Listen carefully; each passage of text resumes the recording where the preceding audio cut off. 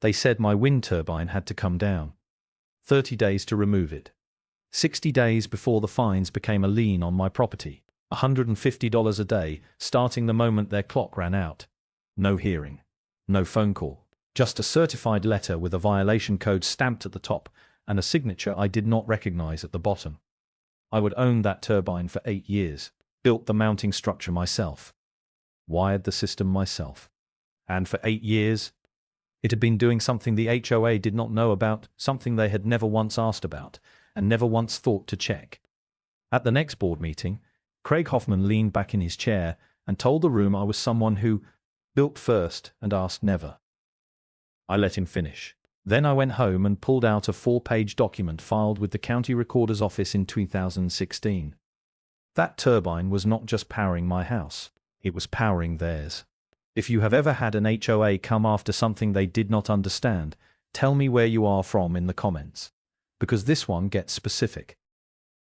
Slightly over by 13 words, within acceptable hook range given the structural requirements, all 5 beats had to land. If you want it trimmed to exactly 180, I can cut the mounting structure myself, wired the system myself. Line down to 1 sentence and tighten the consequence T's. Your call, approve as is or want the trim. I retired from electrical engineering in 2009. 31 years with the same utility company, the last 12 of them doing grid infrastructure, transmission lines, substation design, load balancing for rural distribution networks. I knew how power moved.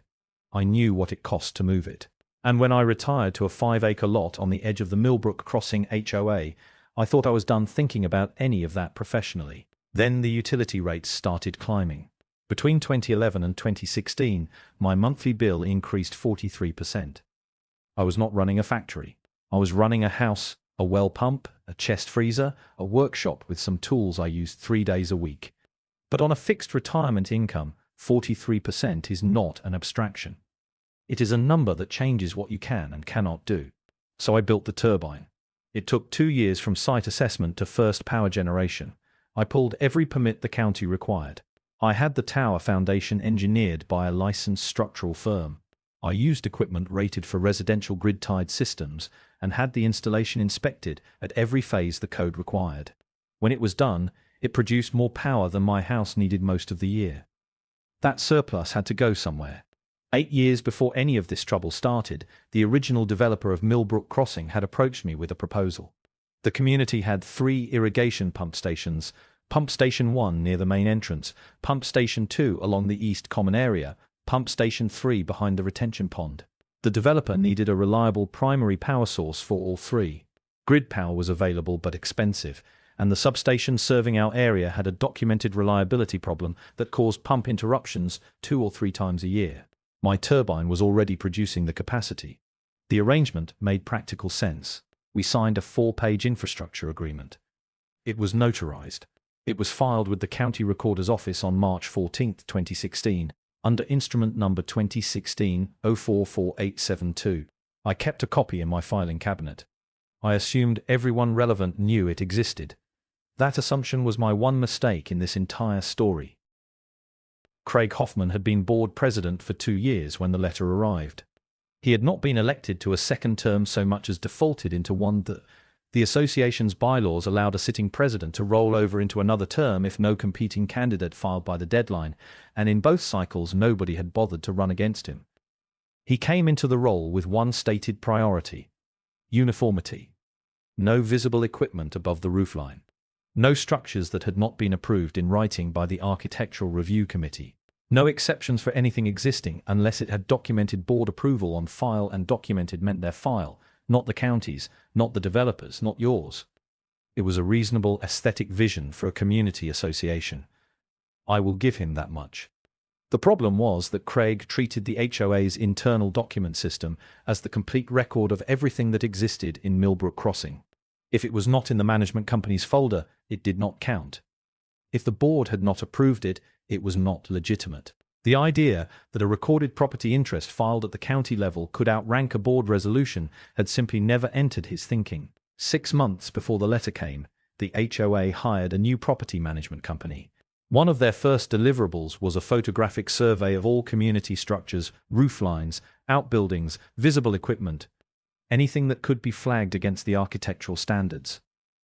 A drone pass and a clipboard checklist. My turbine appeared in the survey photographs. There was no board approval in the management company's file.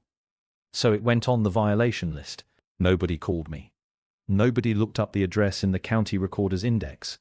Nobody asked whether the structure might have a recorded history that predated the HOA's own formation. Craig saw the flag on the survey report and signed the enforcement order the same week.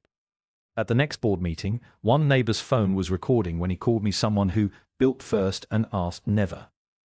He said it like it settled the matter. To understand how this happened, you have to understand how HOAs get built and then handed off. When a developer constructs a planned community, they control everything. The roads, the common areas, the utility agreements, the infrastructure arrangements, all of it runs through them. They are the HOA in practical terms, even if a homeowner association exists on paper. The rules they write, the agreements they sign, the filings they make at the county level, those are the foundation the community sits on. Then they sell. In most states, when a developer transfers control of an HOA to the homeowners, there is no mandatory audit of the county recorder's filings against the HOA's internal document system. The developer hands over what they choose to hand over. Sometimes that is everything. Sometimes it is most things. And sometimes, in roughly 30% of rural county HOA transitions, based on what a real estate attorney later told me, agreements that were properly filed at the county level never make it into the HOA's own records at all. That is what happened at Millbrook Crossing. When the developer sold out and transferred HOA control to the homeowners 4 years ago, the infrastructure agreement between him and me was filed and active at the county recorder's office. It had been there since 2016, but it was never placed in the HOA's internal document repository. The management company that took over did not audit the county filings. The transition checklist, whatever it contained, did not catch the gap. So when the new property management company built their compliance system, they built it from the HOA's internal records only. My turbine appeared as an unpermitted structure with no attached documentation. Because in their system, there was none. Here is the part I want you to sit with for a moment. The developer did not hide the agreement. He filed it correctly, in the right place, under the right instrument number, in the public index where anyone could find it. Craig's management company did not fabricate the violation. They flagged what their records showed. Craig did not invent the enforcement order. He signed what the survey report recommended. No single person lied to get to that certified letter on my kitchen counter. The system failed because 3 separate parties each assumed someone else had verified the complete record. The developer assumed the HOA would review the county filings. The HOA assumed the management company had checked everything. The management company assumed the HOA's internal files were complete. Nobody checked, and I paid for it. The letter came on a Tuesday morning in late October. I know it was a Tuesday because I had been out in the workshop since 6, and I only came in when I heard the mail truck at the box. Certified mail requires a signature. I signed for it without looking at the return address, set it on the kitchen counter, poured a second cup of coffee, and then opened it. Architectural violation notice. Case number 2024 AV0091. Structure type: wind energy device, freestanding tower mount. Applicable standard, Section 4(7), structures visible from street or common areas. Required action: removal. Compliance deadline: 30 days from notice date. Fine schedule: $150 per day beginning on day 31, escalating to $250 per day after day 60. Failure to comply beyond day 60 would result in the fine balance being filed as a lien against my property. At the bottom, a paragraph about the appeals process. I could submit a written appeal with a $200 filing fee. Hearing dates were scheduled on a 60-day cycle. The next available date was 14 weeks out. I read it twice. Then I sat down at the kitchen table with a legal pad and wrote 3 headings across the top of the first page. The first heading was, "What they do not know." The second heading was, "What the county already has." The third heading was, "What happens to their pumps if this goes wrong?" I filled in the first column before my coffee went cold. My first instinct was not to fight. It was to explain. I called the property management company the morning after the letter arrived. I asked to speak with whoever handled architectural compliance. I was transferred twice and reached a voicemail. I left a message explaining that the turbine was connected to the community's irrigation infrastructure through a recorded county agreement, and that I would like to discuss the matter before any fines were assessed. I left my name and number. Nobody called back. I sent a follow-up email 3 days later. The auto-reply confirmed receipt and assigned me a ticket number. 4 days after that, I received a form response, 2 paragraphs, clearly templated, directing me to the appeals process and reminding me of the filing fee and the 14-week wait for a hearing date. I decided to attend the next board meeting instead. The agenda was posted 48 hours in advance, as the bylaws required. I arrived 10 minutes early and signed the public comment sheet. There were 9 items on the agenda. Mine was not one of them, but public comment was listed at the top, before the regular business. When my turn came, I stood up, stated my name and lot number, and began explaining the infrastructure agreement. I got approximately 45 seconds in before Craig interrupted. He ruled my comment out of order. His stated reason was that the matter was under active enforcement review, and therefore could not be discussed in open session. I asked him to point me to the bylaw provision that supported that ruling. He said it was standard procedure. I asked again for the specific provision. He moved on to the next agenda item. I sat back down. Later that week, I submitted a written request to the management company for any documentation related to the original developer HOA infrastructure transfer, specifically any recorded easements or utility agreements that had been part of the handoff. Their written response arrived 8 days later. It stated that no such documents were present in the HOA's file and suggested I contact the original developer directly for records predating the transfer. The original developer's company had filed for bankruptcy protection 26 months earlier. It no longer existed in any reachable form. I noted that down on my legal pad under a 4th heading I had added by then. That heading was what they should have checked before they sent the letter. On day 31, the email arrived at 7:04 in the morning. It was automated. I could tell by the formatting, the same template as the original notice, with the case number at the top and a balance due field that now read $150. It was copied to the HOA's attorney of record, a detail I noted because it meant the paper trail had moved beyond the board level. An attorney receiving copies of fine notices is an attorney who will eventually be asked to act on them. I sat with that number for a moment. $150. On its own, $150 is manageable. But the schedule did not stop at $150. Day 38 would add another $150. Day 45, another. At the 60-day mark, the rate stepped up to $250 per day. By the end of the 3rd month, if nothing changed, the running balance would be approaching $12,000. After that, a lien. I want to be straightforward about something, because I think it matters for understanding what came next. I am 72 years old. I own my home. I have a retirement income that is stable, but not flexible. I spent 31 years planning for a retirement that did not include legal disputes or 5-figure fines for infrastructure I built legally, permitted properly, and maintained without incident for 8 years. The fine schedule the HOA had set in motion was not abstract to me. 3 months of compounding fines would have required me to liquidate part of a retirement account I had not planned to touch for another decade. That is not a complaint. It is a fact. And facts are what moved me from requesting accommodation to building a case. I had been patient. I had used every channel available to me. I had been ruled out of order, sent form letters, and pointed toward a dissolved company.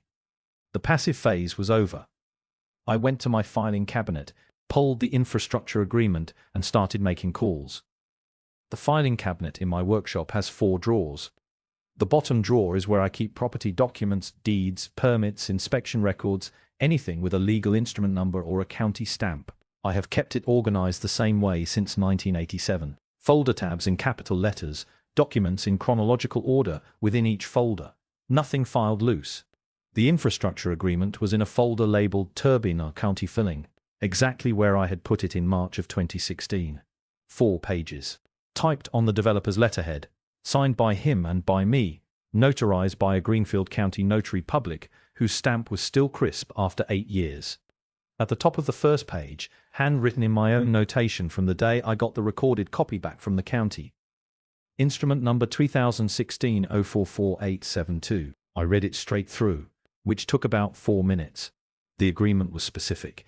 It named the turbine system by its installation address and tower coordinates. It named the 3 pump stations by their designated numbers and physical locations within the Millbrook Crossing common areas.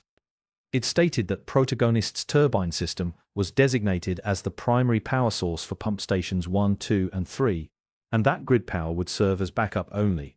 In exchange, I had granted the developer, and by legal succession, the HOA, a permanent right-of-way easement across my rear lot line for the buried conduit connecting my system to the pump stations.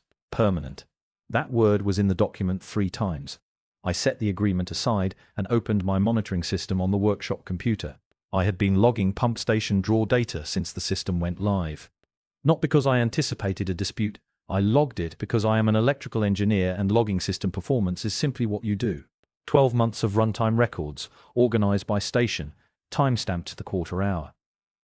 The numbers were not subtle. Pump Station 1 had drawn power from my turbine, an average of 14.2 hours per day over the prior 12 months. Pump Station 2, 13.8 hours. Pump Station 3, 14.6 hours. Combined, the 3 stations had operated on grid backup power on exactly 9 days in the previous year, days when wind was insufficient and my battery reserve had been depleted simultaneously. 9 days out of 365. The HOA had been running its entire irrigation and common area water supply on my power for all but 9 days of the past year.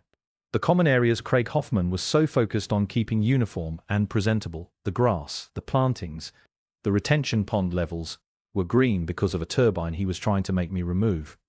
I printed the 12-month log, all 41 pages of it.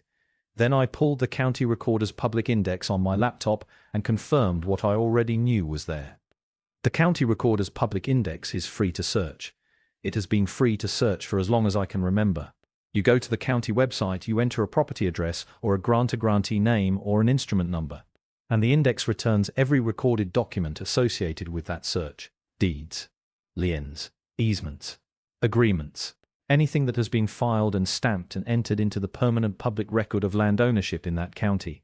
Instrument number 2016-044872 came up on the first search, filed March 14, 2016. Grantor, Millbrook Crossing Development LLC.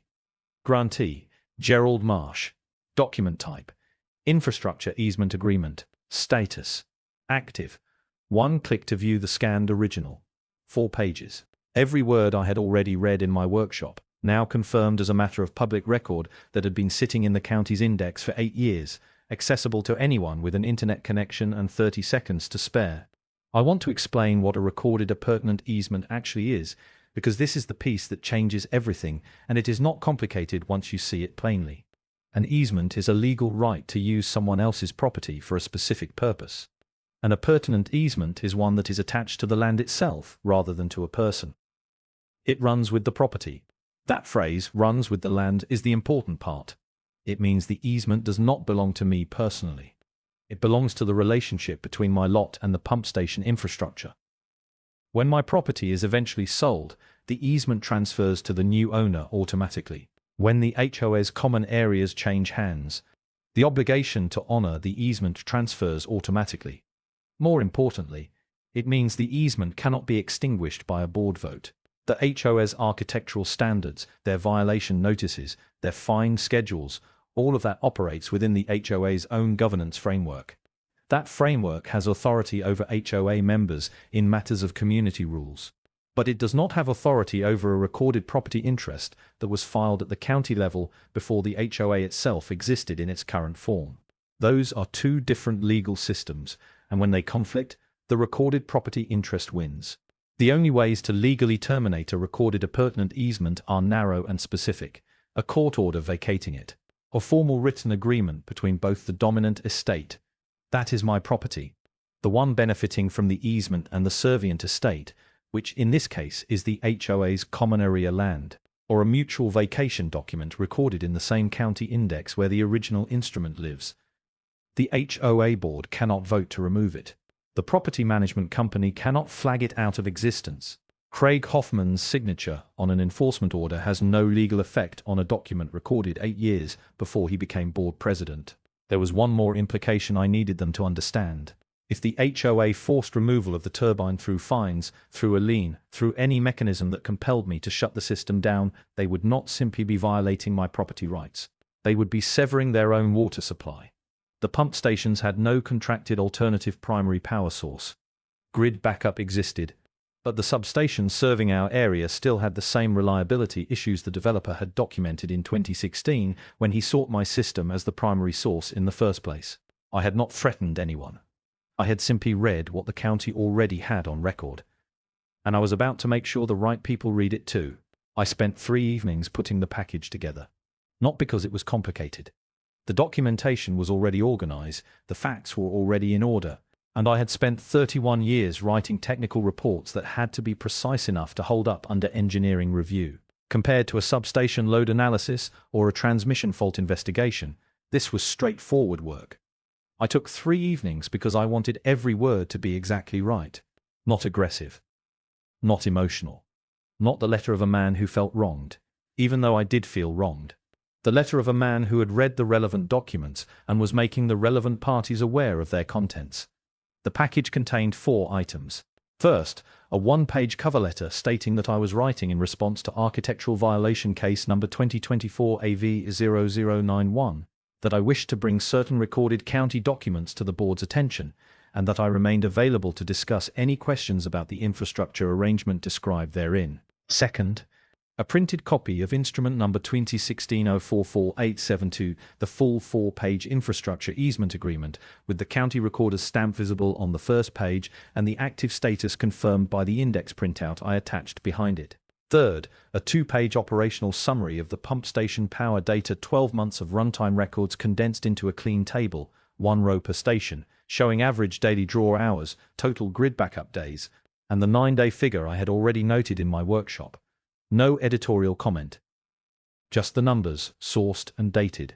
Fourth, a 1-page technical description of the consequences to the community's water infrastructure if turbine power were interrupted, written in plain language, not legal language, describing what the pump stations would revert to, what the substation reliability history suggested about grid-only performance, and what the estimated irrigation disruption period would be during any transition. I did not use the word threat anywhere in that page, because it was not a threat. It was an engineering assessment. I sent the package by certified mail to 4 addresses on the same morning.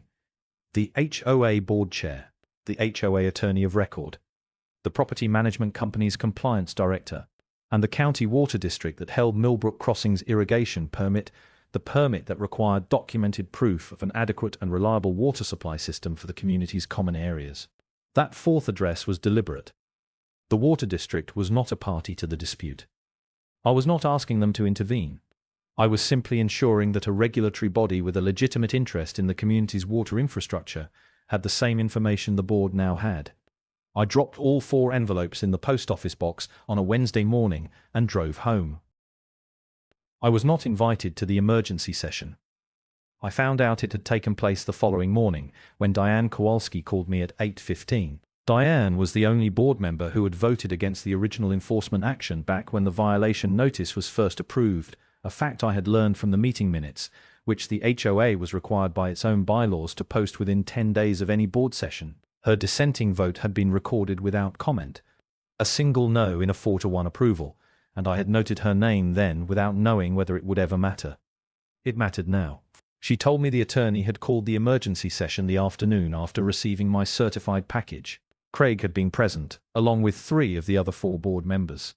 Diane herself had not been notified until 40 minutes before it started, a procedural irregularity she mentioned without emphasis, the way someone mentions a detail they have already decided to remember. She gave me the substance of what happened, paraphrased from her own notes. Craig's opening position was that the easement was old and possibly no longer valid.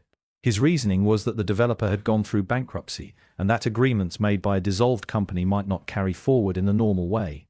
He used the word possibly several times. He recommended the board proceed with enforcement while the attorney looked into the validity question.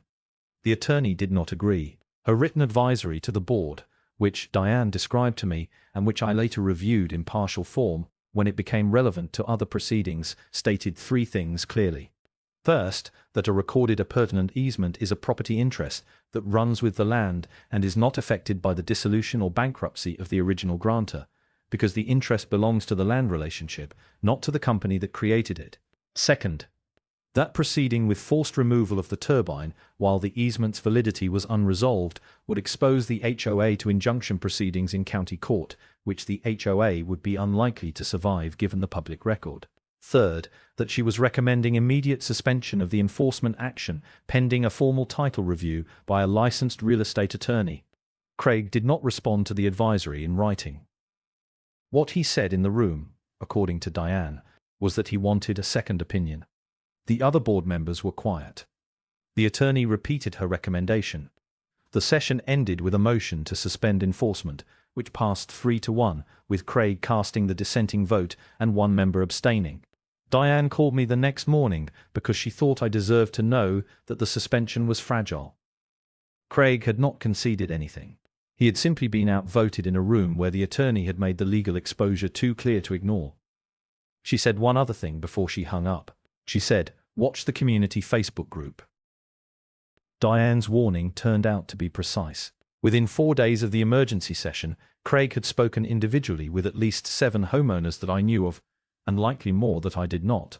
I know this because 3 of those homeowners mentioned the conversations to me directly, and because the version of events Craig was circulating was consistent enough across all 3 accounts that it had clearly been prepared rather than spontaneous.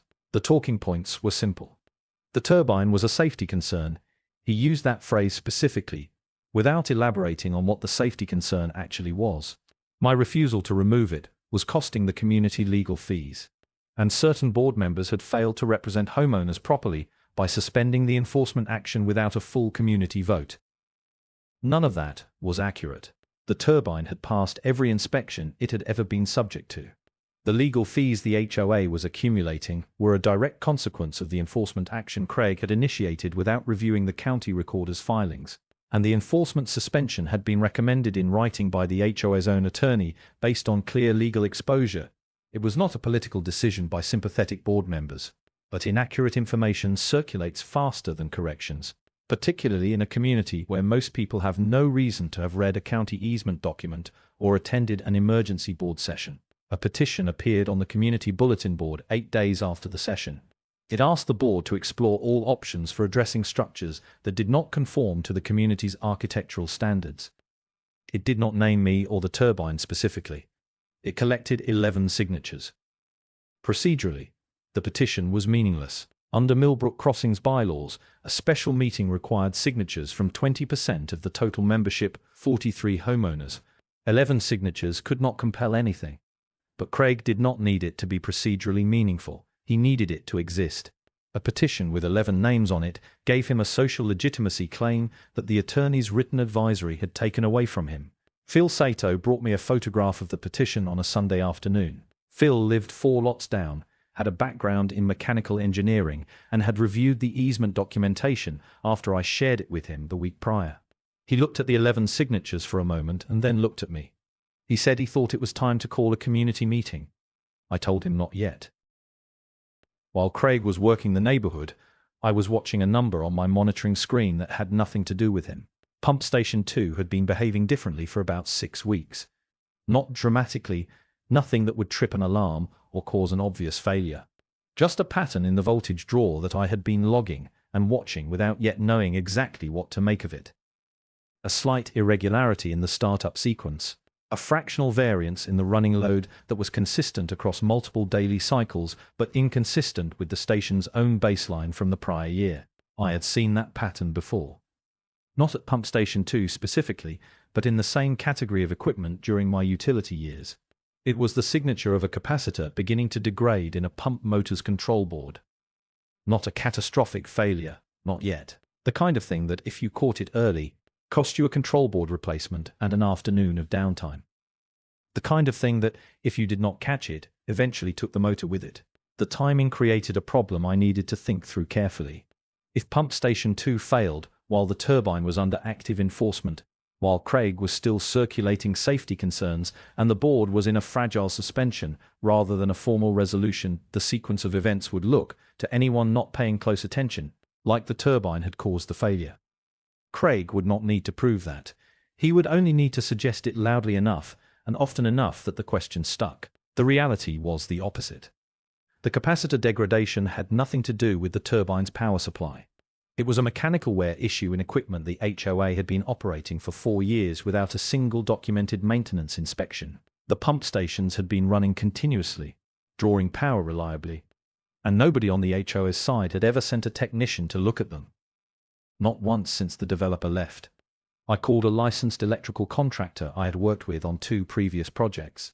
He came out on a Thursday, reviewed the monitoring logs, ran his own diagnostic on the control board, and gave me a written assessment. His conclusion matched mine: early-stage capacitor degradation, estimated failure window of 4 to 6 weeks without intervention. Repair cost approximately $1,800. I asked him to date and sign the assessment. He did. Then I filed the assessment in my Turbine County filling folder, behind the easement agreement and the pump runtime logs. I did not contact the HOA about it yet. Not because I was withholding it strategically, because I was still waiting to see whether the board would resolve the enforcement matter through proper channels before I needed to add a maintenance crisis to an already complicated conversation. That window was closing faster than I had hoped. I have a habit that served me well for 31 years in utility work and has continued to serve me in retirement. When I am involved in any matter that touches a regulatory body, I find out what that regulatory body already knows. Not because I expect to find something useful. Because, in my experience, the gap between what a regulatory agency has on file and what the parties in a dispute think the agency has on file is almost always wider than anyone expects. Engineers who ignore that gap get surprised. I had learned not to be surprised. I submitted a public records request to the County Water District 10 days after sending my certified packages. I asked for all inspection records, permit correspondence, and infrastructure verification documents related to Millbrook Crossings irrigation system for the preceding 3 years. The request cost nothing. The response arrived in a manila envelope 17 days later. I sat at the kitchen table and read through it methodically. Most of it was routine annual permit renewal confirmations, standard inspection checklists, water usage summaries. 14 months prior to the date I was reading, there was a letter. It was a routine infrastructure verification inquiry. The water district sent them periodically to all permit holders with common area irrigation systems above a certain daily usage threshold. The letter asked the HOA to provide current documentation of its primary pump power source, confirming that the power arrangement supporting the permit, its required water supply capacity, was still in place and properly documented. The letter had been sent to the HOA's address of record. It had been received. The district's file included a delivery confirmation, and it had never been answered. 14 months. No response. Under the water district's permit conditions, an unanswered infrastructure verification inquiry placed the permit in a delinquent status after 90 days. The HOA's irrigation permit had been technically delinquent for nearly 11 months by the time I was reading that file. The board did not know. The management company did not know. Craig certainly did not know. The very documentation the water district had been asking for, proof of the primary pump power source, was the infrastructure agreement Craig had been trying to force me to dismantle. I read the letter twice. Then I set it on the table next to the pump runtime logs and the contractor's assessment and the easement agreement and thought about the complete picture that was now assembled in front of me. I wrote a brief note to Diane and to the HOA attorney, flagging the water district correspondence as a governance matter requiring their attention.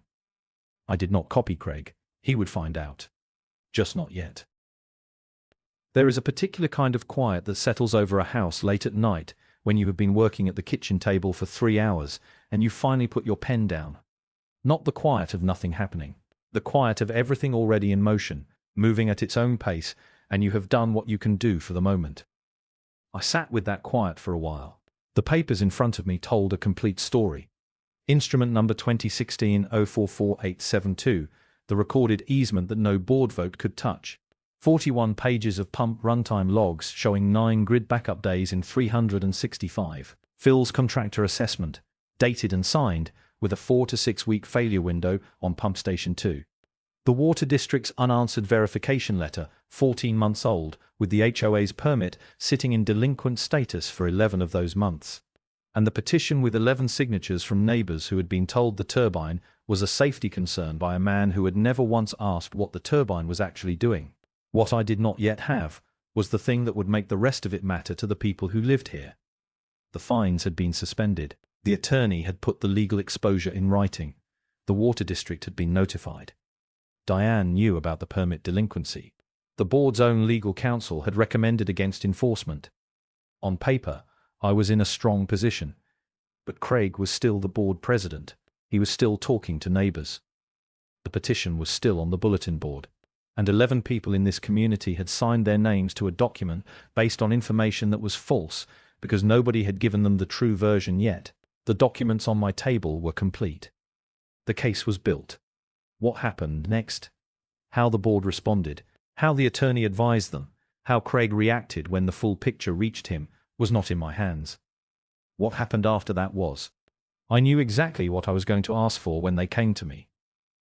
I turned off the kitchen light and went to bed.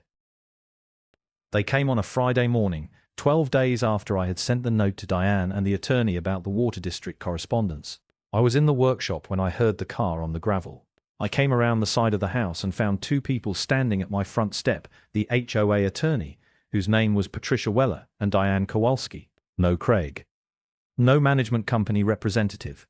Just the 2 of them, standing in the morning light with a folder and the particular expression of people who have prepared what they are going to say, but are not entirely certain how it will be received. I invited them in. I made coffee. We sat at the kitchen table, the same table where I had spread out my documents 2 weeks earlier, and Patricia opened her folder and began. She was precise and professional.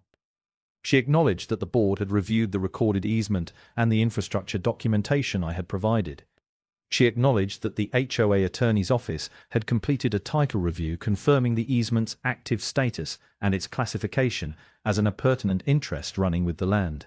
She stated that the board was prepared to withdraw the violation notice, cancel the assessed fines, and formally recognize the turbine installation as compliant infrastructure under the existing recorded agreement. She paused there, as if that were the conclusion. I thanked her. Then I told her there was one additional item. I slid a 4-page document across the table. I had drafted it myself over the course of 3 evenings, without an attorney, because the language it required was not legal language. It was engineering language and governance language, and those were both languages I was fluent in. The document proposed 4 things. First, a written board resolution formally acknowledging the recorded easement and incorporating it into the HOA's official infrastructure records so that no future management company, no future board, and no future photographic survey could treat the turbine as an undocumented structure again. Second, a cost-sharing agreement for pump station maintenance, a schedule requiring the HOA to fund annual inspections and component servicing on pump stations 1, 2, and 3, given that those stations were common area infrastructure the HOA had been operating without a maintenance budget or a service record since the developer left. Third, a requirement that any future property management company contracted by the HOA conduct a county recorder review before issuing architectural violation notices on any structure with a recorded interest attached to it. Not a suggestion. A contractual requirement, enforceable at renewal. Fourth, a provision requiring the HOA to carry liability insurance covering the pump infrastructure as a shared system, acknowledging formally that the stations were community assets with community risk attached to them. Patricia read all 4 pages without speaking. Diane read over her shoulder and nodded twice at points I noted but did not comment on. When Patricia finished, she said she would need to present it to the full board for a vote. I said that was reasonable. She asked if I had a timeline in mind. I told her I did not, but that I would be suspending, not withdrawing the notification I had sent to the Water District pending the board's response. I did not mention Pump Station 2. That information would arrive through proper channels, in the right sequence, at the right moment. Patricia closed her folder. Diane looked at me across the table and said it looked reasonable to her. I walked them both to the door and watched the car back down the gravel drive. The vote took place at the next regular board meeting, 11 days after Patricia and Diane had sat at my kitchen table. I was not present. I had not been invited to present, and I did not ask to be. The document spoke for itself, and I had learned by that point that my physical presence at board meetings had a way of giving Craig something to perform against. Without me in the room, there was nothing to perform against. There was only the document, the attorney's recommendation, and 4 board members who had read the same legal exposure memo Craig had been trying to argue around for 3 weeks.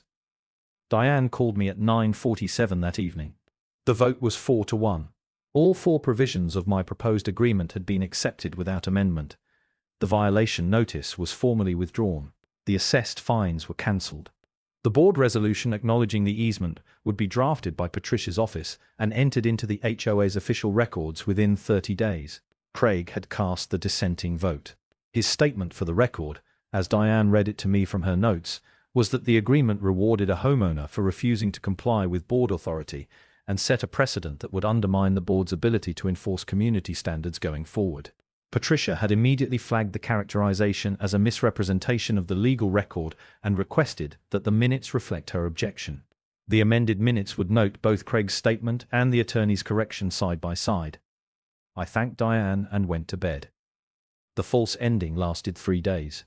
On the 3rd day after the vote, Craig posted a lengthy message in the Millbrook Crossing private Facebook group. I was not a member of the group, I had never joined it, but Phil Sato was, and he sent me a screenshot within an hour of the post going up. The post described the board's decision as a backroom deal between me and certain board members who had prioritized one homeowner's interests over the community's. It stated that the agreement had been pushed through without proper homeowner input. It suggested that legal fees the community had incurred were my responsibility for refusing to cooperate with reasonable board authority. It did not mention the recorded easement. It did not mention the pump infrastructure. It did not mention the water district letter. It did not mention that the HOA's own attorney had recommended against enforcement in writing 3 weeks before the vote. 11 people had signed a petition based on incomplete information. Now those 11 people, and everyone else in that Facebook group, were reading a post that was not incomplete. It was a curated omission. Every fact that would have explained the board's decision had been left out, and every fact that supported Craig's narrative had been included. Phil's message with the screenshot contained one line of text above the image. It said, "I think it is time for that community meeting." This time, I agreed. Pump Station 2 failed on a Tuesday morning, 11 days after the board vote. I know the exact time because my monitoring system logged the draw drop at 6:22 a.m. The station's startup cycle began as normal, ran for approximately 40 seconds, and then flatlined. No gradual decline. No warning alarm from the HOA's side because the HOA had no monitoring system on the pump stations. Just a motor control board that had been degrading for 6 weeks, exactly as the contractor's assessment had described, reaching the end of its serviceable life on a Tuesday morning in November, while the common area it served began its first day without irrigation. I did not call the HOA. That is not callousness. It is sequence. The failure was going to be discovered within hours through the normal course of community maintenance. Someone would notice the irrigation was not running. Someone would call the management company, and the management company would send a technician.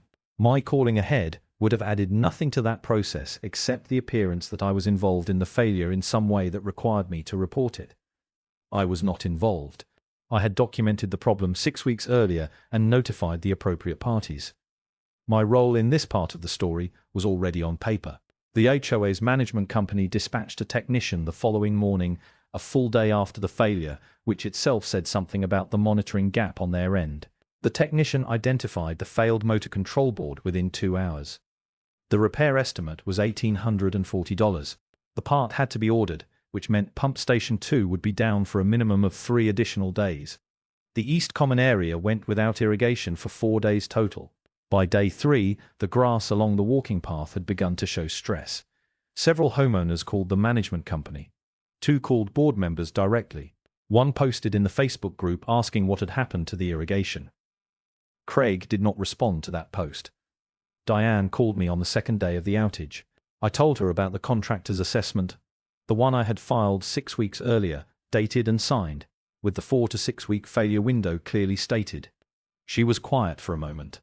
Then she asked if she could share it at the community informational meeting Phil and I had been organizing for the following week. I said yes. I also pulled the original assessment from my filing cabinet and had Phil scan it that afternoon. The timestamp on the document was October 9th. The board vote accepting my agreement had taken place on November 3rd. The pump failure had occurred on November 14th. The sequence was clear, documented, and entirely independent of anything I had done or not done after the board meeting. The failure was a maintenance problem on HOA equipment. It had been identified before the board resolved the dispute. It had been flagged to the appropriate parties. And it had happened anyway, because nobody on the HOA's side had acted on the warning. That sequence was going to matter at the community meeting. The community informational meeting was Phil's idea to organize and my responsibility to present. We held it on a Thursday evening in the Millbrook Crossing common room, the same fluorescent-lit space where Craig had ruled my public comment out of order 2 months earlier. Phil reserved it through the standard booking process, paid the nominal fee, and posted notice on the community bulletin board 7 days in advance, as the bylaws required for any homeowner-organized meeting. 37 people came. I want to put that number in context. The HOA's regular board meetings typically drew between 6 and 12 homeowners. The last special meeting on record, 2 years prior, had attracted 19. 37 was the largest voluntary homeowner attendance at any Millbrook Crossing event in at least 3 years, according to Diane, who had been on the board long enough to remember. They came because the pump station had failed. They came because Craig's Facebook post had raised questions that the board had not answered. They came because Phil had spent the week before the meeting having quiet individual conversations with neighbors he trusted, and those conversations had included enough factual detail to make people want to hear the rest. I presented for approximately 40 minutes. I did not use the word betrayal. I did not characterize Craig's actions beyond describing their sequence and their content. I did not editorialize about the petition, or the Facebook post, or the emergency session I had not been invited to. I presented the documents in chronological order: the infrastructure agreement, the pump runtime logs, the easement explanation, the water district correspondence, the contractor's assessment, the timeline of the enforcement action, and the board vote, and I let the sequence speak for itself. I had made one copy of a simple 2-page handout for each chair in the room. By the time I finished, most people were holding it. During the question period, a woman in the third row raised her hand. I recognized her as one of the 11 petition signatories. Phil had shown me the names when he photographed it. She asked whether the people who had approached her about signing the petition had given her accurate information about the situation. I told her I could not speak to what she had been told. I could only speak to what the documents showed. She thanked me and sat down. The room was quiet for a moment after that.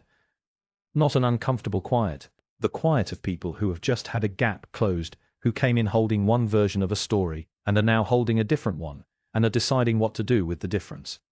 In the week that followed, Craig Hoffman announced he would not seek re-election when his term expired in 4 months.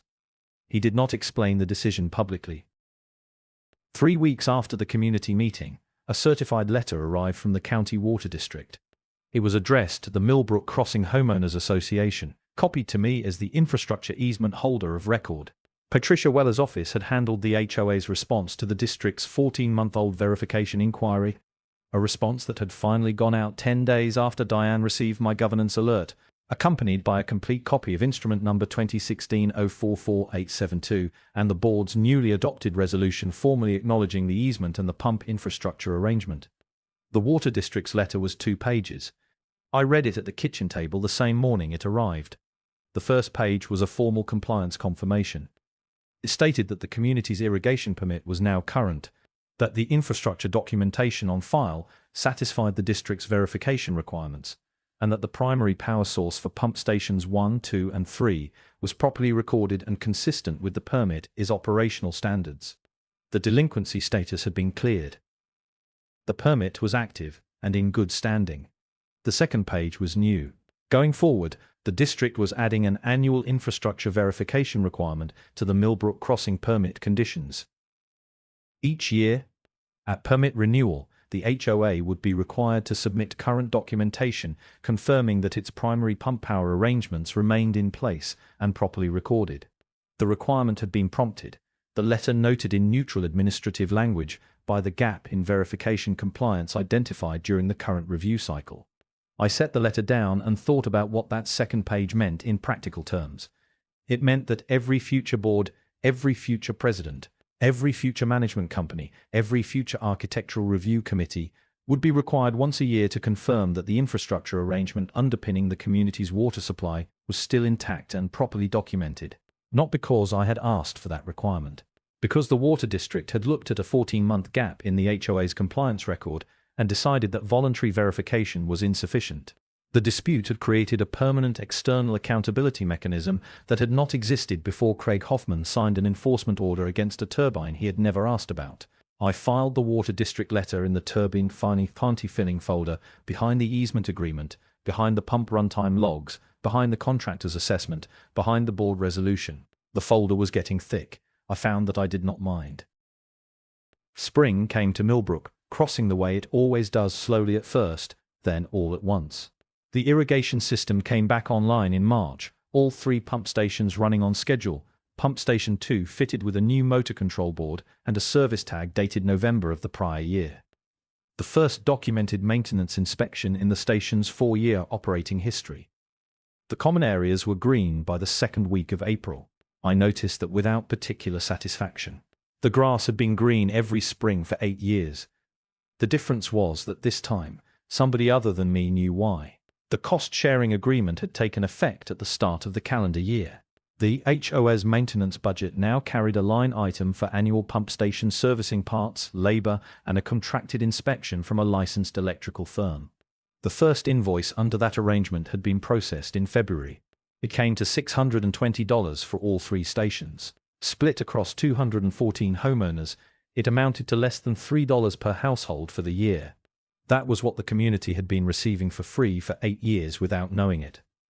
Phil Sato ran for the open board seat in the spring election cycle. He was the only candidate who filed. He won by default, which under Millbrook Crossing's bylaws meant exactly the same thing it had meant when Craig Hoffman had rolled into his 2nd term. The seat belonged to whoever showed up to claim it. The difference was that Phil had shown up for the right reasons.